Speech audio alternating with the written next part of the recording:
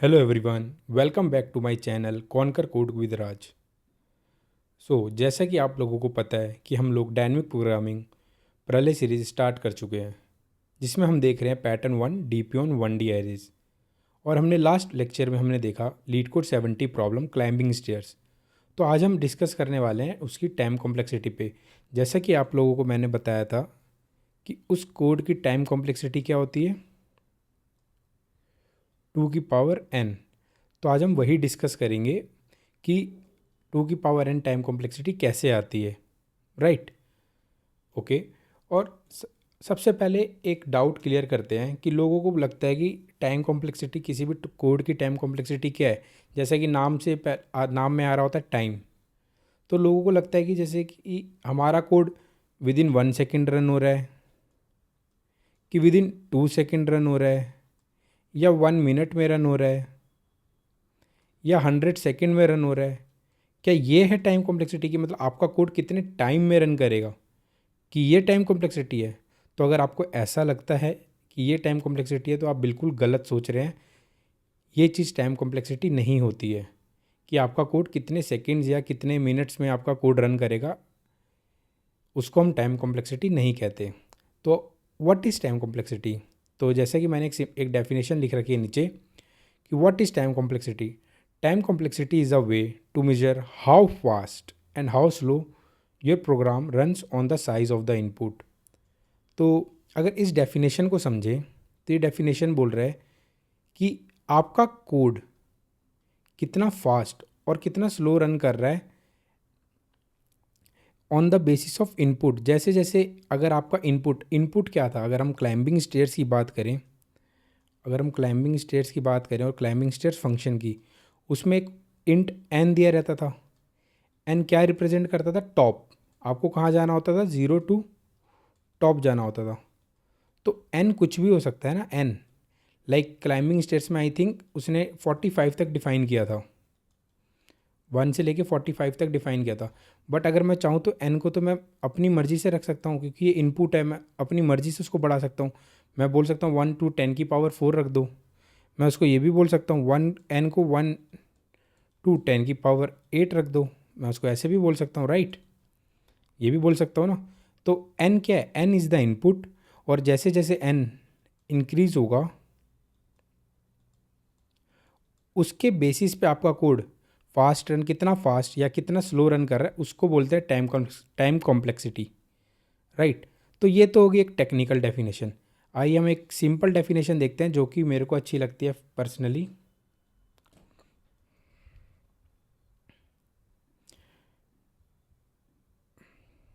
तो अब देखिए एक simple definition. Time complexity tells how many steps or how many operations your code is performing as input size increases. This is the actual definition जो हमें समझनी है। तो अब ज़रा इसको देखते हैं कि ये डेफिनेशन क्या बोल रहा है कि time complexity tells how many steps और how many operations your code is performing as input size increases, right. तो अब देखिए, जैसे कि आप टाइम कॉम्प्लेक्सिटी आपने सुना भी होगा बहुत बार कि this is linear time complexity, this is linear arithmetic time complexity. इसको नाम बता रहे कि ऐसे कैसे बोलते हैं। This is factorial time complexity, this is order of 1 is constant time complexity. तो इनका मतलब क्या होता है? एंड जैसे कि जो इस कोड की टाइम कॉम्प्लेक्सिटी जो हमने पिछली बार डिस्कस भी किया था कि ये होती है, और आज हम इसका प्रूफ देखेंगे ये कैसे आता है। तो ओके, इसका मतलब क्या है? अब आप अपनी सिंपल डेफिनेशन जो लिखी हुई है इस पे जाइए। Time complexity tells how many steps और how many operations your code is performing as inputs as increases. Let's assume आपकी टाइम कॉम्प्लेक्सिटी है 2n, ठीक है। अभी मैंने n रख दिया 10। तो अगर आपकी टाइम कॉम्प्लेक्सिटी 2n है तो ये हो जाएगा 210। दैट इज़, हमें पता है it is approximately equal to 10 की पावर 3। एक्चुअल वैल्यू 1024 होती है, लेकिन हम इसको रफली 10 की पावर 3 लेके चल रहे हैं। तो इट मीन्स अगर आपका n 10 है तो आपका कोड रफली 10 की पावर 3 ऑपरेशंस परफॉर्म कर रहा होगा, यानी 10 की पावर 3 टाइम ऑपरेशंस परफॉर्म कर रहा होगा। इतनी लाइंस परफॉर्म हो रही होंगी, right. This is time complexity. ठीक है, अगर मैं जैसे जैसे n को इंक्रीज़ करूँ, मैं मान लीजिए मैंने n को रख दिया 20, तो हमें पता है टाइम कॉम्प्लेक्सिटी क्या हो जाती है, लगभग लगभग 10⁶। इट मीन्स आपका जो कोड है 10⁶ ऑपरेशंस परफॉर्म कर रहा होगा, कि इतने टाइम आपकी लाइन्स एग्जीक्यूट हो रही होगी, इतने टाइम आपका ऑपरेशंस परफॉर्म कर रहा होगा आपका कोड, ना कि 10⁶ सेकेंड्स में चल रहा है। ऐसा नहीं होता। ठीक है, this is not time complexity. तो अब से जब भी मैं टाइम कॉम्प्लेक्सिटी बोलूँगा तो आपको यही समझना है कि हाउ मैनी टाइम्स और हाउ मैनी स्टेप्स और how many operations your code is performing. जैसे जैसे इनपुट साइज़ बढ़ेगा वैसे वैसे आपका कोड कितने टाइम्स और कितने नंबर ऑफ टाइम्स आपका ऑपरेशन परफॉर्म कर रहा है, उसको बोलेंगे टाइम कॉम्प्लेक्सिटी। अब इसको ध्यान रखिएगा। तो अब आ जाते हैं हम अपने पिछले कोड पे। ठीक है, ये हमारा कोड था क्लाइंबिंग स्टेयर्स का, जिसमें हमने लिखा था काउंट। क्लाइंबिंग स्टेयर्स का प्रॉब्लम आपको याद हो तो ये था count unique number of ways to reach from zero to top. Right, यही था ना, ज़ीरो टू टॉप जाना है आपको। आपको कहाँ जाना है, ज़ीरो टू टॉप, और आपको बताना है unique number of ways to reach 0 to n। Right, अभी के लिए फ़िलहाल मैं मान लेता हूँ इस कोड की टाइम कॉम्प्लेक्सिटी अभी हम प्रूफ करने जा रहे हैं। राइट, कि इस कोड की टाइम कॉम्प्लेक्सिटी 2n क्यों होगी। ठीक है, तो लेट्स अज्यूम, मैं मान लेता हूँ इस कोड की टाइम कॉम्प्लेक्सिटी है tn। लेट्स अज्यूम दैट कि इस पूरे कोड की टाइम कॉम्प्लेक्सिटी, इस पूरे यहाँ से लेके यहाँ तक इस पूरे कोड की टाइम कॉम्प्लेक्सिटी है tn। तो tn क्या है, क्या tn सेकेंड्स है, नहीं, n is the input. n इस पूरे कोड की टाइम कॉम्प्लेक्सिटी मैंने tn बोली कि अगर n अगर मेरा इनपुट है तो कितने नंबर ऑफ ऑपरेशंस ये कोड परफॉर्म करने वाला है। तो अब ज़रा यहाँ पे देखिए, इफ़ ये वाला जो इतनी सी जो लाइन है, क्या ये कांस्टेंट टाइम कॉम्प्लेक्सिटी है, that is let's assume c1। क्यों कांस्टेंट टाइम कॉम्प्लेक्सिटी है, अब आप यहाँ पे ये समझिए, अगर आपका n <0 होगा तो ये फर्स्ट लाइन से सीधा रिटर्न कर देगा 0, फिर उसके आगे आपका कोई ऑपरेशन परफॉर्म नहीं होता है। अगर आप यूलर ट्री बनाते हैं और अगर मान लीजिए आपको जैसे कि पता है कि 4 3 2, जैसे कि हमने पिछले कोड में 3 जम्स की बात करी थी, तो ये 2 1 0, और अगर जैसे मान लीजिए यहाँ पे आ गया अगर आपका 0 -1 n -2, अगर ऐसे आ गया तो आपको पता है अगर जैसे ही आपका n<0 होता है तो इसके आगे आपका कोई कोड परफॉर्म नहीं होता, कोई नंबर ऑफ़ लाइंस नहीं चलती हैं, सीधा क्या होता है, रिटर्न कर दे तो यहाँ से 0। तो इसको मैं बोल सकता हूँ ये कांस्टेंट टाइम कॉम्प्लेक्सिटी है। सिमिलरली अगर आपका n == 0 है, that means it is also a constant time complexity. तो मैं ये जानना चाह रहा हूँ आपका जो टाइम कॉम्प्लेक्सिटी tn है वो किस पे डिपेंड कर रहा है। अभी ये c1 एंड c2 प्लस, अगर मान लीजिए इस पूरे कोड की टाइम कॉम्प्लेक्सिटी यानी क्लाइंब स्टेयर्स इंट अगर n इनपुट है तो उसकी टाइम कॉम्प्लेक्सिटी tn है, तो मैं क्या ये बोल सकता हूँ क्लाइंब स्टेयर्स n-1। देखिए ये n-1 सॉल्व होकर आएगा तो इसको मैं बोल सकता हूँ इसकी टाइम कॉम्प्लेक्सिटी tn-1 हो जाएगी। सिमिलरली फॉर n-2 इसकी टाइम कॉम्प्लेक्सिटी हो जाएगी tn-2। Right, and this is again ना कांस्टेंट c3, एंड इधर भी मैं रिटर्न कर रहा हूँ c3 एंड c4, तो इसकी भी टाइम कॉम्प्लेक्सिटी ये कांस्टेंट होगी, सीधा हम रिटर्न कर रहे हैं आंसर।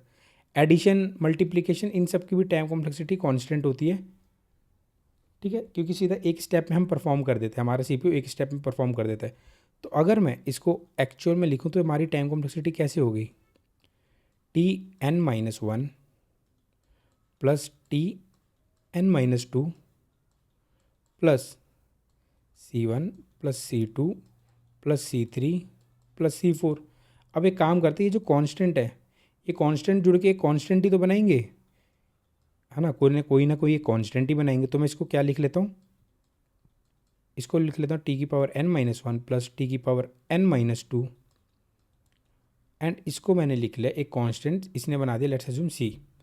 ठीक है, अब आप ज़रा यहाँ पे देखिए एक चीज़, हम यहाँ पे एक अजम्पशन लेके चलने वाले हैं। देखिए हम कभी भी एक्यूरेट टाइम कॉम्प्लेक्सिटी हम कैलकुलेट नहीं कर पाते, तो हम रफ टाइम कॉम्प्लेक्सिटी कैलकुलेट करते हैं, रफली कितने नंबर ऑफ ऑपरेशंस हमारा कोड परफॉर्म करेगा।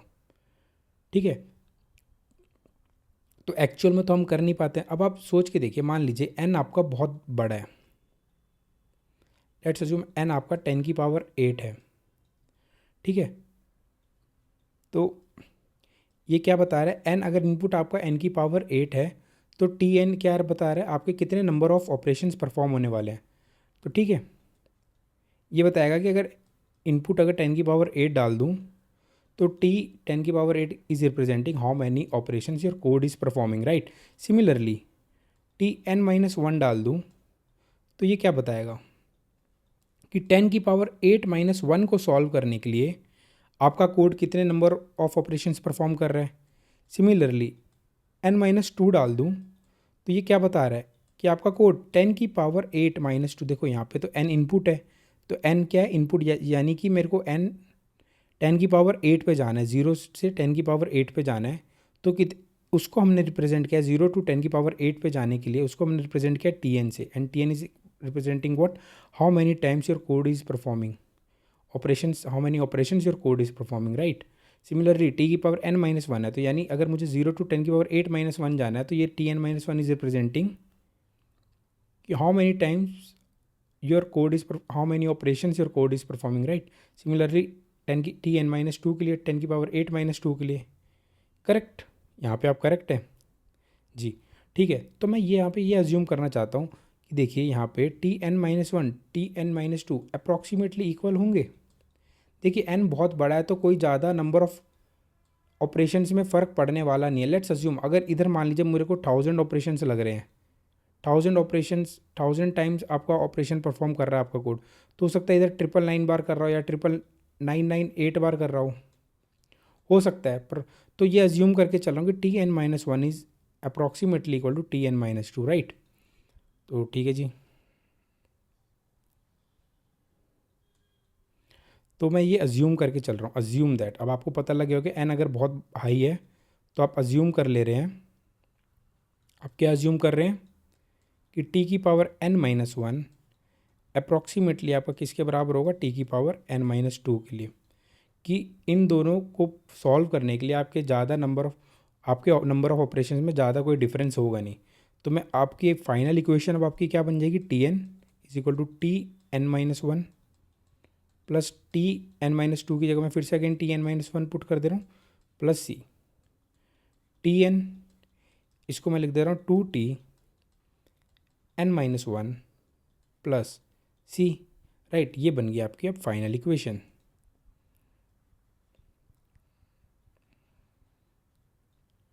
अब ना इसको सॉल्व करना है अब आपको, तो अब सॉल्व करें कैसे।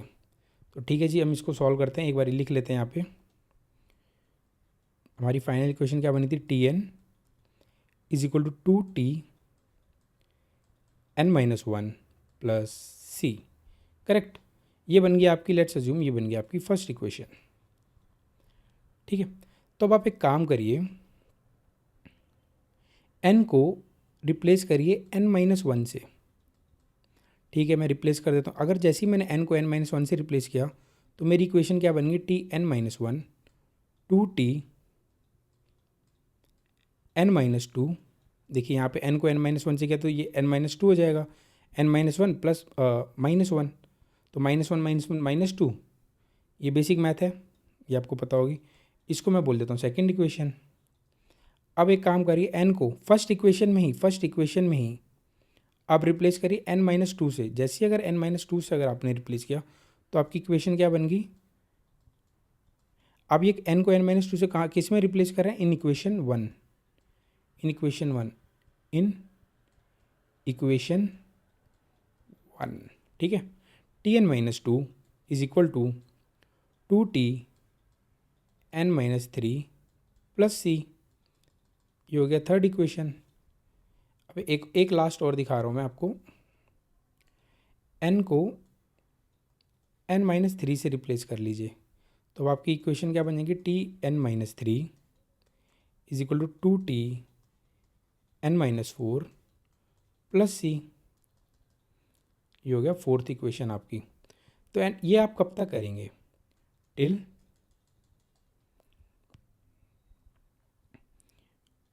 आपका टी 1 नहीं हो जाता, 2t ये 0 नहीं हो जाता, प्लस सी। देखिए n तो डिक्रीज होते हुए जा रहा है, n-1 n-2, जब तक आपका टिल t1 हो गया। और अगर आपका इधर 1 आ गया तो इधर 1 कम 2t 0 आएगा, प्लस सी आएगा, right. And this one, and ये इक्वेशन क्या हो जाएगी आपकी, इसको बोल देंगे हम nth इक्वेशन।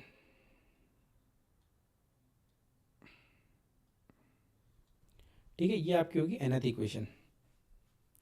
तो अब आपको फाइनली सॉल्व क्या करना है, आपको फाइनली सॉल्व करना है टी की पावर n। तो देखिए यहाँ पे आपकी टी की power n, t n minus 1 एक वेरिएबल हो गया, टी एन माइनस 2 एक वेरिएबल हो गया, टी एन माइनस 3 एक वेरिएबल हो गया। आपके पास कितने वेरिएबल हो गए, n वेरिएबल्स हो गए, और आपके पास n इक्वेशन होगी। अब आप ये सिंपल एक मैथमेटिक्स, अगर मुझे 3 वेरिएबल है, 3 वेरिएबल को सॉल्व करना है तो मुझे 3 इक्वेशन की ज़रूरत पड़ती है, राइट। 3 इक्वेशन की ज़रूरत पड़ती है। अगर मुझे 4 वेरिएबल सॉल्व करना है तो मुझे 4 इक्वेशन की ज़रूरत पड़ती है, अगर 4 वेरिएबल की अगर मुझे वैल्यू निकालनी है तो, राइट। ऐसे ही मुझे n वेरिएबल अगर सॉल्व करना है तो t n minus 1 t n minus 2 this is variable, ठीक है। तो अगर मुझे ये मुझे सॉल्व करना है तो मुझे किसकी ज़रूरत पड़ेगी, n इक्वेशंस की ज़रूरत पड़ने वाली है, राइट, करेक्ट। तो अब एक काम करिए, अब आप, तो चलिए हम सबसे पहला काम क्या करते हैं, सबसे पहला मेथड क्या है कि आप एक काम करिए, टी एन माइनस 1 की वैल्यू आप पुट कर दीजिए। अगर आपको सॉल्व करना है तो टी एन माइनस 1 की वैल्यू पुट कर दीजिए। टी एन माइनस 1 की वैल्यू क्या है, टी एन माइनस 2 प्लस सी। तो मैं इधर टी एन माइनस 1 की वैल्यू पुट करता हूँ, 2t n-2 प्लस सी, और यहाँ पे भी आ जाएगा प्लस सी, इसका प्लस सी, राइट। और फिर अगेन क्या करूँगा, टी एन माइनस 2 की वैल्यू की जगह मैं क्या पुट कर दूंगा, 2t n-3, टिल कब तक पुट करता रहूँगा, जब तक मुझे t0 नहीं मिल जाता, ठीक है। y0 मैं आगे बताता हूँ, y0 तक पुट करूँगा। तो ये हो गया पहला मेथड। तो ठीक है कि मैं वैल्यूज़ पुट करके एक वो बना लूँगा कि क्या रिलेशन बन रहा है, ठीक है। 2-3 वैल्यूज़ पुट करूँगा तो उसमें मेरे को एक रिलेशनशिप दिखने लगेगा, उसके अकॉर्डिंग मैं बना लेता हूँ। ये तो होगा पहला मेथड, वैल्यूज़ पुट करके। सेकंड मेथड, आप एक काम करिए, सबको एक बारी ऐड कर दीजिए। अगर आपने सबको ऐड कर दिया तो आपका क्या बन जाएगा, देखिए t n plus t n minus 1 plus t n minus 2 plus till, आप कहाँ तक ऐड कर दोगे, t1 तक। और राइट साइड में आपका क्या बनेगा, राइट साइड में आपका बनेगा 2t n-1 plus 2t n-2 plus 2t 0 तक, एन n टाइम्स आपका क्या बनेगा, c प्लस सी, ये भी तो n टाइम्स ऐड होगा, प्लस सी, ये हो गया n टाइम्स तक आपका, ठीक है। तो देखिए ये वाला टी एन माइनस 1 जाके इससे कट जाएगा, तो इधर बच जाएगा t n minus 1 right hand side में, ये टी एन माइनस 2 इससे जाके कट जाएगा, ये आगे जाके इधर 2t, इससे 2t0 पहले से पहले 2t1 होगा तो इससे कट जाएगा। तो अब ज़रा यहाँ पे एक चीज़ देखिए, तो फ़ायदा क्या हुआ, फिर से मैं टी एन माइनस 1 की वैल्यू पुट कर रहा हूँ, टी एन माइनस 2 की वैल्यू पुट कर रहा हूँ, फिर से अगेन मैं वैल्यूज़ पुट कर रहा हूँ, बस थोड़ा सा ईजी हो जाएगा, बस इस बार मेरे को 2 से मल्टीप्लाई कर करके नहीं भरना पड़ रहा होगा, राइट। तो मैं एक काम करता हूँ ना, सीधा जो सेकंड मेथड जो मैं आपको बताने वाला हूँ, सेकंड मेथड में एक काम करता हूँ। देखिए मुझे, देखिए 2t n-1 को काटना है, क्योंकि एट द एंड मुझे टी एन सॉल्व करना है कि t n is the time complexity of full code. तो मुझे निकालना है कि टी एन कैसे डिपेंड कर रहा है, कि उसकी टाइम कॉम्प्लेक्सिटी क्या है। तो मैं क्या करूँगा, देखिए मेरे को एल एच एस में टी एन रखना है, तो एल एच एस में टी एन रखना, तो मुझे ये सब चीज़ें काटनी पड़ेगी। तो देखिए ऐड करने पर ये 2t n-1 कैसे कटेगा, तो देखिए 2t n-1 ऐसे कट सकता है, जब मैं सेकेंड इक्वेशन को अगर मैं 2 से मल्टीप्लाई कर दूँ, 2t n-1, तो यहाँ पे क्या हो जाएगा, 2 square t n-2 plus 2c। जरा यहाँ पे आप देखिए, तो ये आपकी बन गई सेकेंड न्यू इक्वेशन, ये बन गई आपकी सेकेंड न्यू इक्वेशन, राइट। तो अब देखिए, अब अगर आप इन दोनों को भी ऐड करें, सिर्फ फर्स्ट और सेकंड पे गौर फरमाएं, अगर आप इन दोनों को ऐड करेंगे तो ये दोनों चीज़ें कट जाएंगी, फिर बच जाएगा two square t n-2 plus c plus 2c, बस ये बच जाएगा, राइट। तो अब देखिए मैं चाहता हूँ कि ये भी कट जाए, तो मेरे को सेकंड इक्वेशन को, ये थर्ड इक्वेशन को किससे मल्टीप्लाई करना होगा, थर्ड इक्वेशन को मुझे मल्टीप्लाई करना होगा 2 स्क्वायर से, t n-2 ये हो जाएगा 2 क्यूब Tn-3 प्लस सी और 2 square C, this is 2 square C होगा। ये बन गई आपकी थर्ड न्यू इक्वेशन। ठीक है, सिंपली फोर्थ इक्वेशन को मेरे को किससे मल्टीप्लाई करना होगा, 2 की पावर 3, क्योंकि देखिए इसको भी मेरे को कट करना है 2 की पावर 3 से, इस चीज़ को इससे कट करना है, तो इधर मेरे को 2 की पावर 3 से मल्टीप्लाई करना होगा। Tn-3 2 की पावर 4 Tn-4 प्लस 2 की पावर 3 सी, ये होगी आपकी फोर्थ न्यू इक्वेशन। ऐसी आपकी nth न्यू इक्वेशन क्या बन जाएगी बताइए। अगर हम यहाँ पे अगर पैटर्न फॉलो करें, अगर आपकी फोर्थ इक्वेशन है तो आपको 2 की पावर 3 से मल्टीप्लाई करना पड़ रहा है। अगर आपकी थर्ड इक्वेशन है तो उसको 2 की पावर स्क्वायर से, मतलब एक कम से मल्टीप्लाई करना पड़ रहा है। तो आपकी nth इक्वेशन होगी तो इसको किससे मल्टीप्लाई करना होगा, 2 की पावर n-1 T1, ये हो जाएगा 2 की पावर n T0 प्लस, यहाँ पे c मिट गया है, ये हो जाएगा 2 की पावर n-1 C, ये होगी आपकी nth new equation. nth new equation. अब सारी एक काम करिए, 1 से लेके सारी न्यू इक्वेशन को ऐड करिए, 1 2 new equation, third new equation, सबको ऐड करिए। जब जैसे ही आप सबको ऐड करेंगे तो आप गौर फरमाइए, ये वाली चीज़ इससे कट जाएगी, ये 2 स्क्वायर n-2 वाली ये इससे कट जाएगी, देख रहे हैं आप। 2 3 ये वाली, ये कहीं पे ये इससे कट जाएगी, देखिए इससे कट गई, राइट। ये 2 की पावर 4 n-4 होगा, वो कहीं ना कहीं यहाँ से कट जाएगा। और ये 2 की पावर n-Tn-1 होगा, ये इससे ऊपर वाली, इससे पिछले वाली इक्वेशन से कट जाएगा। तो एट द एंड हमारे पास बचेगा क्या, देखिए एट द एंड हमारे पास बचने वाला Tn, राइट। और देखिए क्या बचेगा Tn, बाकी सब तो चीज़ें कट गई है। अब यहाँ बस बचेगा, यहाँ पे बस 2 की पावर n T, ये वाली चीज़ किसी से नहीं कटी क्योंकि नीचे कोई इक्वेशन नहीं बनी, ये लास्ट इक्वेशन थी। तो यहाँ पे बच गया 2 की पावर n T0 प्लस, अब देखिए अब C वाला बचा, C प्लस 2C प्लस 2 की पावर n-1 C, ये बचा है। अच्छा ठीक है, और तो आपका एक बार ही देखिए यहाँ पे क्या बच गया, Tn क्या हो गया, 2 की पावर n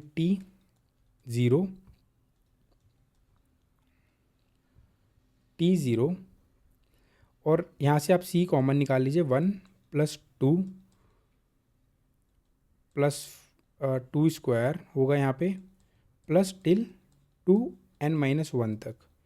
अब आपने अगर मैथमेटिक्स पढ़ी है तो ये होता है, ये जीपी बन रही है, GP is geometric progression. Geometric progression का सम होता है, अगर आपका r ग्रेटर देन 1 है तो आपका सम होता है A is what, first number, r is common ratio r की पावर n-1 r-1। अगर आपका r लेस देन 1 है, आपका r कभी डज नॉट इक्वल टू 1 नहीं हो सकता, ठीक है। r अगर आपका लेस देन 1 है तो आपका सम बन जाता है a, बस रिवर्स हो जाता है, 1 minus r n 1 minus r, ये बन जाता है। अब आप इसको ऐड करिए, Tn क्या हो जाएगा आपका, Tn आपका क्या था, Tn आपका था 2 की power n T0 plus C मैंने कॉमन निकाल रखा है, 1 को मैं लिख लेता हूँ 2 की पावर 0 प्लस 2 की पावर 1 प्लस 2 की पावर 2 प्लस 2 की पावर n-1, राइट। अब मैं इसको ऐड करता हूँ, Tn 2 की power n T0 plus C, ये a क्या हो गया 1, r कॉमन रेशियो होता है 2/1। चाहे आप कर सकते हो कोई भी दो नंबर पकड़ो, ये वाला नंबर और इसको पीछे से डिवाइड कर दो 2, ये भी 2, देखिए कॉमन रेशियो आपका 2 बन रहा है, तो 2 की पावर n-1 और नीचे हो जाएगा 2-1, ठीक है, ये हो गया आपका। अब जब इसको ऐड करेंगे तो क्या बन जाएगा, 2 की power n T0 plus C 2 की पावर n-1, क्योंकि ये तो 1 हो गया। अब आप देखिए T0 जो आपका है ना, T0 वेरिएबल नहीं है, T0 आपका कांस्टेंट है, T0 इज़ y कांस्टेंट। अब ज़रा यहाँ पे गौर फरमाइए, Tn क्या था, Tn था कि आपका कोड nth क्लाइंबिंग स्टेयर पे, यानी nth स्टेयर पे पहुँचने में, 0 to nth स्टेयर पहुँचने में Tn number of lines perform कर रहा है, t n number of operations perform कर रहा है। तो ये टी ज़ीरो क्या होगा, ज़ीरो से ज़ीरो पहुंचने में कितने नंबर ऑफ ऑपरेशन परफॉर्म कर रहा है। इट मीन्स ये वाला, ये तो ये वाला केस आ गया, एन इक्वल टू ज़ीरो वाला केस आ गया, राइट। ये तो ये वाला केस आ गया। हाँ, तो एन इक्वल टू ज़ीरो वाला केस के लिए कांस्टेंट टाइम कॉम्प्लेक्सिटी होती है, दैट इज सी वन, या मैं इसको के बोल देता हूँ इस बार। सी वन तो मैं पहले ऊपर बोल चुका हूँ, तो मैं के बोल देता हूँ। तो आपको समझ में आ गया टी की पावर ज़ीरो कांस्टेंट क्यों है। तो इधर मैं सी, इसको भी टू की पावर एन ले लेता हूँ और माइनस सी। तो अब मैं यहाँ पे काम करते हैं, टी एन टू की पावर एन को निकालते हैं कॉमन, ये हो जाएगा के प्लस सी माइनस सी। और अब यहाँ पे ज़रा देखिए, टी की पावर एन टू की पावर एन, के प्लस सी को मैं एक न्यू कांस्टेंट नाम देता हूँ, एन सी दे देता हूँ, न्यू कांस्टेंट प्लस सी। तो अब ज़रा अपना इसको देखिए, टी एन को। अब देखिए कांस्टेंट हमारा बहुत सारा था, कांस्टेंट भी कोई ना कोई टाइम तो ले रहा होगा परफॉर्म करने के लिए, बट हम एक्चुअल में कांस्टेंट निकाल नहीं पाए कि कितना क्या क्या वैल्यू हो सकती है कांस्टेंट की, है ना। तो हम एक कॉमन लेके चल रहे हैं। हमने कितने ज़्यादा C one C two C three C four को भी सी लिया था, फिर अभी हमने के प्लस सी को के कर लिया, ठीक है, के प्लस सी को एन सी न्यू कॉन्स्टेंट एक वेरिएबल ले लिया, तो ठीक है। लेकिन अगर हम ध्यान से देखें तो हमारा टी की power n directly proportional to two की पावर एन है। इसका मतलब क्या है, इसका मतलब ये है कि अगर एन हमारा फोर है, यानी हमें फोर्थ स्टेयर पे जाना है, फोर्थ स्टेयर केस पे जाना है, तो अगर मुझे फोर्थ स्टेयर केस पे जाना है तो मेरे को कितने नंबर ऑफ ऑपरेशंस लगने वाले हैं। It is directly proportional to रफली टू की पावर फोर, यानी रफली 16 ऑपरेशन लगेंगे। अगर एन इक्वल टू मेरा 10 है तो रफली मेरे को सोचिए टू की पावर एन यानी टू की पावर 10, दैट इज़ 1024 ऑपरेशंस लगने वाले हैं। ठीक है, आप देख रहे हैं कि जैसे जैसे आपका इनपुट बढ़ रहा है, आपके नंबर ऑफ ऑपरेशंस कैसे बढ़ रहे हैं, एक्सपोनेंशियली बढ़ रहे हैं। तो इसलिए रिकर्जन की टाइम कॉम्प्लेक्सिटी यहाँ पे आती है टू की पावर एन, राइट। मे भी आपको ये बात समझ में आई होगी अच्छे से, ठीक है। तो अब देखिए, मान लीजिए एन अगर आपका हो गया 30, तो आपका एन क्या हो जाएगा, आपका कोड किसके प्रोपोर्शनल हो जाएगा, टू की power 30। It is approximately equal to 10 की पावर 9। अब ज़रा यहाँ पे बात करते हैं कि मैं आपको एक चीज़ बार बार बोल रहा था कि हमें अपना कोड क्या करना होता है, विद इन 10 की पावर 8 करना होता है। And what is with in 10 की पावर 8, विद इन 10 की पावर 8 इज़ आपको अपना कोड विद इन 10 की पावर 8 नंबर ऑफ ऑपरेशंस के अंडर करना होता है। कि आपका आप कोई भी कोड लिखे तो अप्रॉक्सीमेटली वो 10 की पावर 8 ऑपरेशन ही परफॉर्म करे, मतलब ज़्यादा से ज़्यादा 10 की पावर 9 चले जाए, बट इससे कम ही रहे, 10 की पावर 9 से कम ही रहे। मतलब किसके आसपास रहे, 4 × 10 की पावर 8, 5 × 10 की पावर 8। हाँ, ये सब एक्सेप्टेबल रहता है कि ठीक है, इतने नंबर ऑफ ऑपरेशंस आपको करने होते हैं, राइट। विद इन 10 की पावर 8 का मतलब आपको समझ में आया अब क्या होता है, कि विद इन 10 की पावर 8 होता है कि 10 की पावर 8 ऑपरेशंस के अंडर आपको अपने कोड करना है कि आपका कोड 10 की पावर 8 से ज़्यादा, मतलब 10 की पावर 9, 10 की पावर 10 ऐसे ना जाए। तो अब ज़रा आप सोच के देखिए, अब मैं आपको एक चीज़ बताता हूँ, जो आपका मॉडर्न सीपीयू है, जो आपका मॉडर्न सीपीयू है, वो जनरली पता है क्या करता है, 10 की पावर 8 ऑपरेशंस, 10 की पावर 8 ऑपरेशंस परफॉर्म करता है इन 1 सेकेंड, लगभग ये एक्चुअल वैल्यू नहीं है, लगभग 1 सेकेंड में आपका जो मॉडर्न सीपीयू है वो 10 की पावर 8 ऑपरेशंस परफॉर्म करता है, which is equal to 100 million operations. 10 की power 8 operations is equal to 100 million operations. And 100 million what, 100 million basic operations की बात कर रहे हैं हम यहाँ पे, वो परफॉर्म करता है 100 मिलियन एक सेकेंड में, 100 million basic operation. Like basic operation like कैसे हो गए, ए प्लस बी, क्या ए ग्रेटर देन बी है, ये सब चेक करने वाले, ए इंटू बी, ऐसे छोटे मोटे ये हो गए इतने, ठीक है। तो ये सब चीज़ें वन वन सेकेंड में आपका जो मॉडर्न सीपीयू है 10 की पावर 8 ऑपरेशंस परफॉर्म करता है। अब देखिए, अब यहाँ पे ज़रा सोचिए कि जनरली आपका सीपीयू क्या होता है, ऐसे होता है 2.5 गीगाहर्ट्ज़, आपने सुना होगा। तो 2.5 गीगाहर्ट्ज़, मान लीजिए 3 गीगाहर्ट्ज़ है, इसका मतलब क्या होता है, 2.5 गीगाहर्ट्ज़ का मतलब होता है कि जो आपका जो सीपीयू है, यानी वो क्या कर रहा है, 2.5 बिलियन 2.5 बिलियन क्लॉक साइकिल्स, ये ओएस का थोड़ा सा पार्ट है, क्लॉक साइकिल्स पर सेकंड। ठीक है, अब इसका मतलब क्या है, क्लॉक साइकिल्स का जो जो भी सीपीयू आपका, सारे सीपीयू यानी एवरी सीपीयू इंस्ट्रक्शंस, जो भी सीपीयू आपका जो भी इंस्ट्रक्शंस लेता है, every CPU instructions takes some number of clock cycles to execute. ठीक है, सीपीयू को जो भी आप इंस्ट्रक्शंस दे रहे हो तो वो कुछ नंबर ऑफ क्लॉक साइकिल्स लेता है एग्जीक्यूट करने के लिए।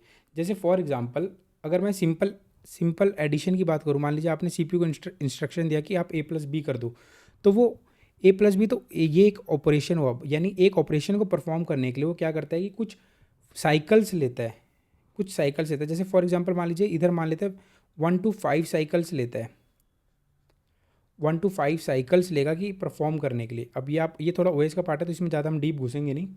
ठीक है, और मान लीजिए अगर आपको कोई कॉम्प्लेक्स इंस्ट्रक्शन है, ये तो A+B तो आपका बहुत सिंपल इंस्ट्रक्शन हो गया, मान लीजिए कॉम्प्लेक्स इंस्ट्रक्शन है।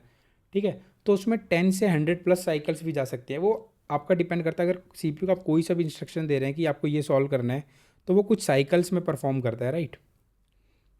तो हम क्या करते हैं, एक काम करते हैं कि एक एवरेज साइकिल मान लेते हैं कि जो एवरेज साइकिल हम लोग लेके चलते हैं वो लेते हैं 20 to 25।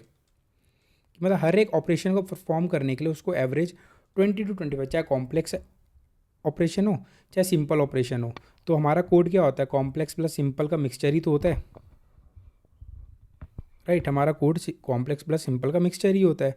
तो हम एवरेज लेके चलते हैं कि हमारा जो कोड है 20 टू ईच ऑपरेशन को परफॉर्म करने के लिए 20 to 25 हमारा जो सीपीयू है 20 to 25 क्लॉक साइकिल लेगा परफॉर्म करने के लिए, राइट। ये हम लेके चलते हैं पर बेसिक ऑपरेशन के लिए। तो ऑपरेशन पर सेकंड, अब यहाँ पे ज़रा देखिए ऑपरेशन, अब मुझे ये निकालना हो कि अब ऑपरेशन कितने, एक सेकंड में कितने ऑपरेशन परफॉर्म करेगा। तो ये कैसे निकलेगा, अब यार ये देखिए ये कैसे निकलेगा, टोटल क्लॉक साइकिल्स। इसको आपको फोकस नहीं करना है, बस ये मैथमेटिकल हल्का सा प्रूफ है, जो कि ये भी रफ है, ये भी एक्चुअल नहीं है। साइकिल्स पर ऑपरेशन, ये फॉर्मूला बन जाएगा साइकिल पर ऑपरेशन। ठीक है, टोटल क्लॉक साइकिल्स कितना है, यानी 2.5 अगर गीगाहर्ट्ज़ का सीपीयू है तो 2.5 बिलियन कर रहा था, तो यानी 10⁹। ठीक है, एंड एक सेकंड में कितने ऑपरेशन परफॉर्म कर रहा है, हमने मान के चले साइकिल पर सेकंड 22। एक ऑपरेशन परफॉर्म करने के लिए उसको लगता है 20 to 25 साइकिल्स। मैं ये मान के चल रहा हूँ, तो मैं वर्स्ट ले रहा हूँ 25। तो ठीक है, तो मैं इसको आप इसको जब काटेंगे तो ये हो जाएगा, बताइए, ये हो जाएगा आपका 10⁸। ठीक है, क्योंकि मैं इसको ऐसे लिख सकता हूँ 25 × 10⁸, इसलिए मैं लेके चल रहा हूँ। तो ये यहाँ पे क्या आ गया, ऑपरेशंस पर सेकंड। मतलब आप अब ये बता रहा है कि आपका सीपीयू कितने ऑपरेशंस पर सेकंड परफॉर्म कर रहा है, यानी 10⁸ ऑपरेशन रफली परफॉर्म करता है पर सेकंड में। तो इसलिए हमें अपना कोड विद इन 1 सेकंड करना होता है। क्यों?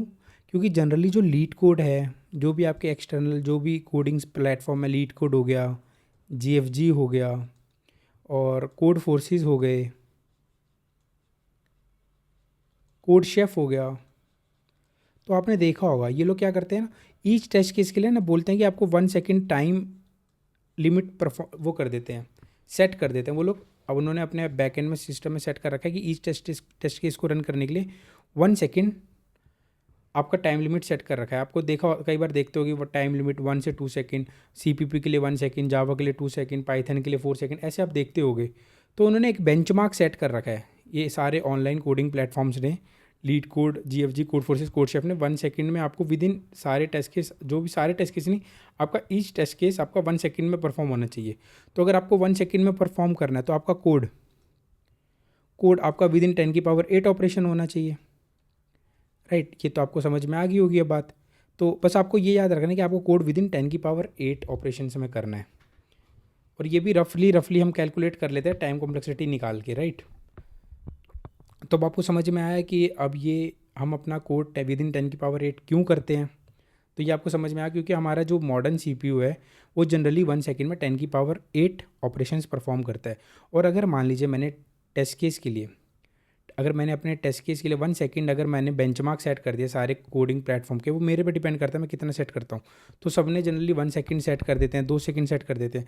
अगर मैंने 1 सेकंड सेट कर दिया तो मैं कितने ऑपरेशंस कर सकता हूँ? 1 इंटू 10⁸। अगर मान लीजिए मैंने 2 सेकंड सेट कर दिया किसी सबके लिए, CPP जावा सबके लिए, तो मैं उसके लिए कितने ऑपरेशन परफॉर्म कर सकता हूँ? 2 इंटू 10⁸।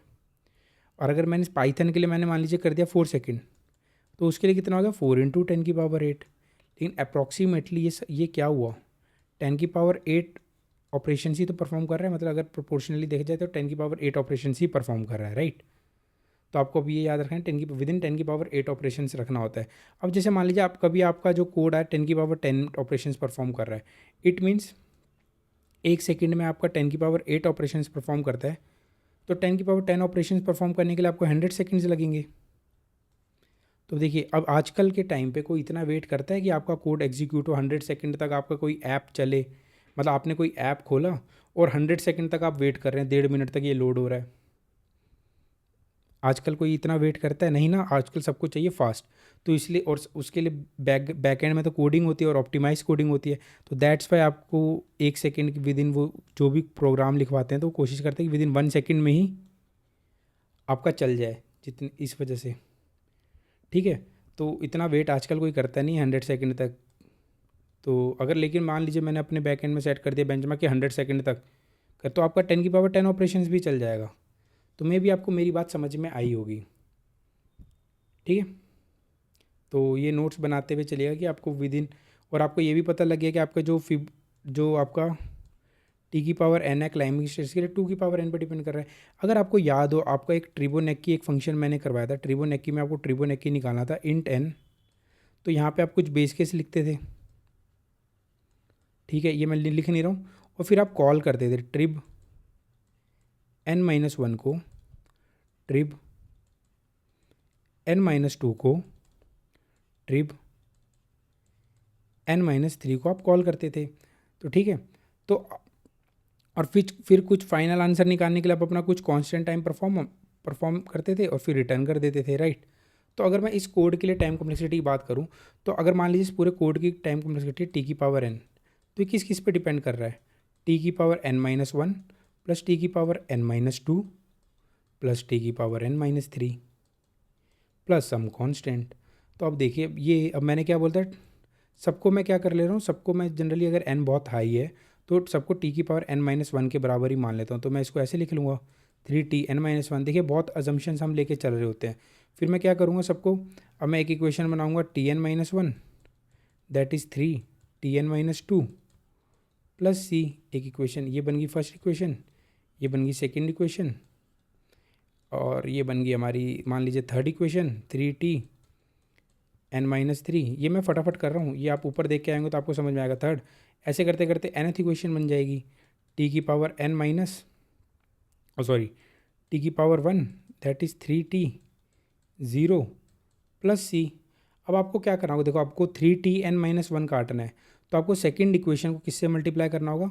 सेकंड इक्वेशन को 3 से मल्टीप्लाई करना होगा, थर्ड इक्वेशन को 3 स्क्वायर से मल्टीप्लाई करना होगा, ऐसी nth इक्वेशन को आपको 3n-1 से मल्टीप्लाई करना होगा, राइट। इस बार 3 से ना कि 2 से।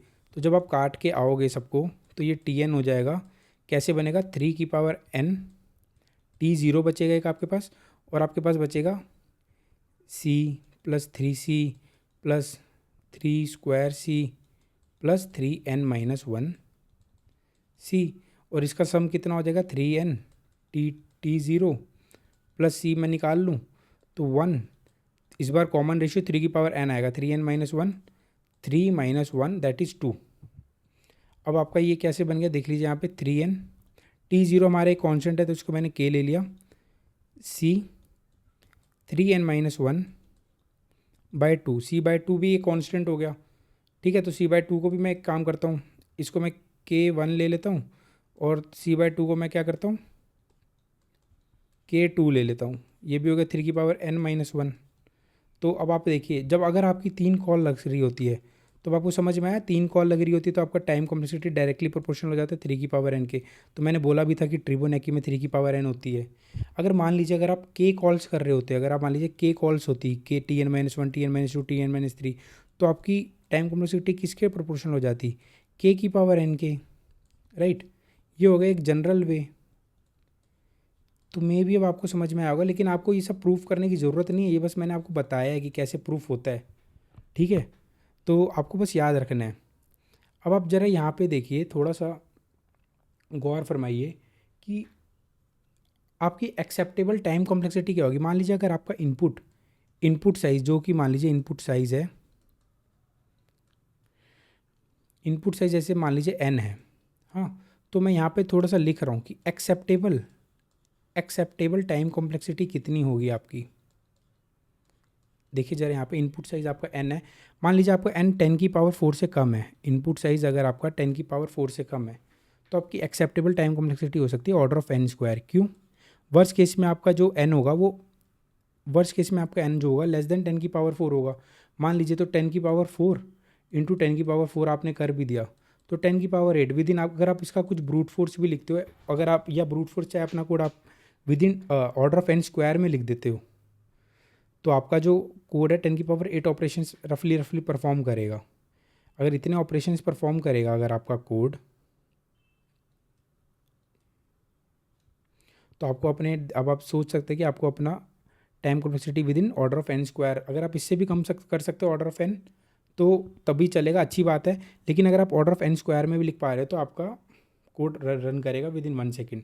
अगर मान लीजिए आपका जो इनपुट है वो विद इन 10 की पावर 5 है, तो आपको अपने कोड को या तो ऑर्डर ऑफ n में करना होगा या order of n log n में करना होगा। आप बोलोगे n log n में क्यों? तो ऑर्डर ऑफ n में कर दिया तो आपको देखिए 10 की पावर 5 हो गया। अगर आपने order of n log n में कर दिया तो 10 की पावर 5 लॉग बेस 10 की पावर 5, ये 5 नीचे आ जाएगा तो 5 इंटू ये भी क्या हो जाएगा 5 इंटू 10 की पावर 5। ये एट द एंड कितना हो गया 10 की पावर 5। अगर आपने इसके अपने कोड को, इस वाले कोड को, जिस अगर आपका input less than equal to 10 की पावर 5, और वर्स्ट केस में अगर आपने मान लीजिए ऑर्डर ऑफ n स्क्वायर में लिख दिया तो आपका 10 की पावर 10 ऑपरेशन चला जाएगा। फर्स्ट अगर कभी 10 की पावर 5 हुआ तो आप 10 की पावर 10 ऑपरेशन चले जाओगे, और आपको पता है 10 की पावर 10 ऑपरेशन परफॉर्म होने में लगभग 100 सेकेंड्स लग रहे हैं। और हम तो बहुत वो करके, वो वैसे करके आए कि मतलब K1 K2 ये सबको तो इग्नोर करते हुए कुछ कांस्टेंट मानते हुए आए हैं। तो सोच लीजिए आपकी 100 सेकंड भी आप क्रॉस कर सकते हो। तो इतना टाइम नहीं होता किसी के पास आजकल कि इतना वेट करे। तो ठीक है। और आपका अगर मान लीजिए इनपुट अगर आपका 10 की पावर 8 है, अगर अब तो 10 की पावर 8 हो गया तब भी आपका कोड जो है n ऑर्डर ऑफ n और order of n log n में चल जाएगा। तो अब देख रहे हैं, अब आप सिर्फ इनपुट से अंदाज़ा लगा सकते हैं कि आपको अपने कोड कितने में रखना होता है। अगर मान लीजिए आपका कोड इनपुट 10 की पावर 8 है, चाहे 10 की पावर 5 है, तो आपको ये समझ में आ गया मेरे को अपने कोड को order of n log n में करना है। अगर ऑर्डर ऑफ n और order of n log n में करना है तो हमें ये समझ में आ जाता है फिर कि यार यहाँ पे या तो कोई स्पेशल एल्गोरिदम लग रही होगी, जैसे फॉर एग्जांपल मान लीजिए KMP एल्गोरिदम, चाहे मैनिकर्स एल्गोरिदम, चाहे कुछ लग रहा होगा। अगर n log n में करना है तो यह हो सकता है कोई कंसेप्ट लग रहा होगा डेटा स्ट्रक्चर का जो भी ऑप्टिमाइज होगा, लाइक जैसे बाइनरी सर्च, ये हमें समझ में आ जाता है। जैसे ट्राइज हो गया, हाँ ट्राइज तो ऑर्डर ऑफ n में भी हो जाता है। जैसे सेगमेंट ट्री हो गया, तो इससे हमें समझ में आ जाता है। हम सिर्फ अगर हम इनपुट देखें तो उसी से अब हमें समझ में आ जाता है कि हमें कौन सा टॉपिक लग सकता है डेटा स्ट्रक्चर का ऑप्टिमाइज। जैसे प्रीफिक्सम हो गया, यहाँ पे देखिए मान लीजिए प्रीफिक्सम हो गया, यहाँ पे प्रीफिक्सम, ये सब हम करेंगे बाद में जाके। और मान लीजिए आपका स्लाइडिंग विंडो हो गया। सिर्फ आपको देखिए अब ये सिर्फ मैंने बस इनपुट से बताया है। आपको मान लीजिए अब आपका 10 की पावर 8 है तो आपका 8 मीन्स आपका ब्रूट फोर्स जैसे कि मान लीजिए एक्सपोनेंशियल, ये सब नहीं चलने वाला। सिर्फ मैंने बस इससे अंदाज़ा लगा दिया। तो इट मीन्स कि अगर 10 की पावर 8 है, हाँ रिकर्जन, अगर मैं रिकर्जन लगाना चाहूँ और एक्सपोनेंशियल में सिर्फ करना चाहूँ 2 की पावर 10 की पावर, देखिए कितनी बड़ी वैल्यू हो जाएगी। ठीक है। तो आपको अब ये समझ में आ गया होगा, अगर 10 की पावर 8 है, अगर n लेस देन 10 की पावर 6 है, तो आपको कैसे हैंडल करना है। कंस्टेंट देख के ही आपको कैसे पता लग जाए कि आपका कोड कितने में विद इन रन करेगा, राइट। तो इस तरीके से हम लोग जज करते हैं। ठीक है। तो और मैं एक और चीज़ बार बार बोलता था लास्ट, अब फिर ख़त्म करते हैं, रैप अप करते हैं कि 2 की पावर n, हमारा कोड अगर n इक्वल टू 30 तक है ना, तभी जाके अगर हम नॉर्मल रिकर्जन परफॉर्म कर रहे हैं, तो अगर n 30 तक होगा ना वर्स्ट केस में, अगर हमारा इनपुट, तभी चल पाएगा, वरना नहीं चल पाएगा। क्यों ऐसा मैं बोलता था? क्योंकि 2 की पावर 30 होता था 10 की पावर 9। हमें पता है कि नॉर्मली अगर मैं 2 कॉल लगा रहा हूँ, लेट्स अज्यूम फिबोनाची चाहे क्लाइंबिंग स्टेयर्स के लिए 2 कॉल लगा रहा हूँ, तो 2 की power 30 that is equal to approximately 10 की पावर 9 ऑपरेशन वो परफॉर्म करेगा। तो ये हो सकता है ये चल जाए, ये चल जाए। लेकिन जैसे ही अगर मैं n को, अगर मैंने वर्स्ट केस में 35 दे दिया ना, तो ये नहीं चलेगा। क्यों? क्योंकि n को जैसे ही मैं 35 दे दूंगा तो 2 की पावर 35 क्या हो जाता है, हमें पता है, ये हो जाएगा 2 की पावर 5 इंटू 2 की पावर 10, ये हो जाएगा 3.2, ओ सॉरी, ये हो जाएगा 2 की पावर 30, 3.2 इंटू 10 की पावर, इसको मैं क्या लिख सकता हूँ, 10 की पावर 9 लिख सकता हूँ, है ना। ये हो जाएगा 3.2 10 की पावर 10। ठीक है, इसको मैंने 10 और एक, क्योंकि एक पॉइंट पीछे कर दिया तो ये 10 की पावर 10 हो गया। तो देख रहे हैं राउंड ये 10 की पावर 10 ऑपरेशन में चले गए। तो अगर मैं नॉर्मल रिकर्जन परफॉर्म करूँगा तो ये इसलिए टीएलई मार जाता है। अगर मान लीजिए अब ट्रिबोनेकी, अगर मैं ट्रिबोनेकी की बात करूँ, उसमें तो टाइम कॉम्प्लेक्सिटी 3 की पावर n होती है। ठीक है, अगर उसमें 3 की पावर n होती है तो उसमें तो और कम इनपुट तक चल पाए। अगर मान लीजिए n 10 है तो इसकी शायद कुछ वैल्यू आती है, 3 की पावर 10 की वैल्यू आती है 50,409 करके आई थिंक आती है। तो ये हो गया लगभग लगभग 5 इंटू 10 की पावर 4। अब n इक्वल टू मैंने 20 दे दिया, तो सिर्फ n इक्वल टू 20 के लिए अगर मैं 3 की पावर n में एक्सपोनेंशियल में अगर मैं लिख रहा हूँ, अगर अपना कोड 3 कॉल लगा रहा हूँ रिकर्जन, तो ये तो करीब करीब 5 इंटू ये चला गया 2.5 इंटू 10 की पावर 9 चला जाएगा रफली। तो n इक्वल टू 20 में ही ये समा जाएगा। तो आपको समझ में आ रहा है कि अब एक्सपोनेंशियल हम लोग क्यों ज़्यादा यूज़ नहीं करते हैं। तो अब इस लेक्चर में आपको पता लग गया होगा कि हम सिर्फ कंस्टेंट देख के कैसे अंदाज़ा लगाएं कि हमारा कोड कौन सा डेटा स्ट्रक्चर यूज़ कर रहा है, चाहे क्या यूज़ कर रहा है, चाहे कौन सा कंसेप्ट यूज़ कर रहा है। और हमने इसमें प्रूफ भी दिया कि हमारा टाइम कॉम्प्लेक्सिटी क्या होने वाली है आगे, कैसे टाइम कॉम्प्लेक्सिटी हम कैलकुलेट करते हैं। जनरली हम ऐसे कैलकुलेट नहीं करते, हम बस अब अंदाज़ा लगाते हैं कि n log n में हमें करना है कि n स्क्वायर में हमें करना है। हर बार थोड़ी ना इतना मैथमेटिकल प्रूफ करते रहेंगे। तो जस्ट एक ये मैथमेटिकल प्रूफ है। और यहाँ पे मैंने आपको ये भी बताया कि आपको विद इन 10 की पावर 8 में क्यों करना होता है अपना कोड, क्योंकि हमारा जो कोड फोर्सेस, लीड कोड, ये सब जो भी ऑनलाइन कोडिंग प्लेटफॉर्म्स हैं, उन्होंने एक बेंचमार्क सेट कर रखा है कि आपको हर एक टेस्ट केस को विद इन 1 सेकेंड चलना पड़ेगा। और अगर विद इन 1 सेकेंड चलना है तो जैसे कि प्रूफ दिया था कि आपको विद इन 1 सेकेंड चलना है, तो आपके सीपीयू को 10 की पावर 8 ऑपरेशंस परफॉर्म करनी पड़ेगी। तो इस लेक्चर में आपको बहुत सारी नई नई चीज़ें सीखने को मिली होगी।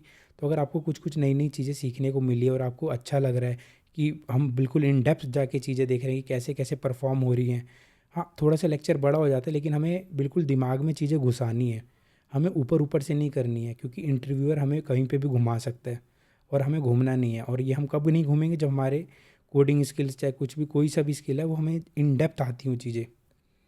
तो अगर आपको कुछ भी नया सीखने को मिल रहा है तो प्लीज़ अपने दोस्तों के साथ शेयर करें और ये चैनल सब्सक्राइब करें, ताकि कि मेरा भी मोटिवेशन बढ़े कि लाइक कि मेरे को आगे और नई नई वीडियोज़ आपके लिए ऐसे लानी है। ठीक है, आप लेंथ पे मत जाइएगा वीडियो के, आप जाइएगा कंसेप्ट पे कि आपका कंसेप्ट कितना क्लियर हो रहा है। ठीक है, thank you and have a nice day.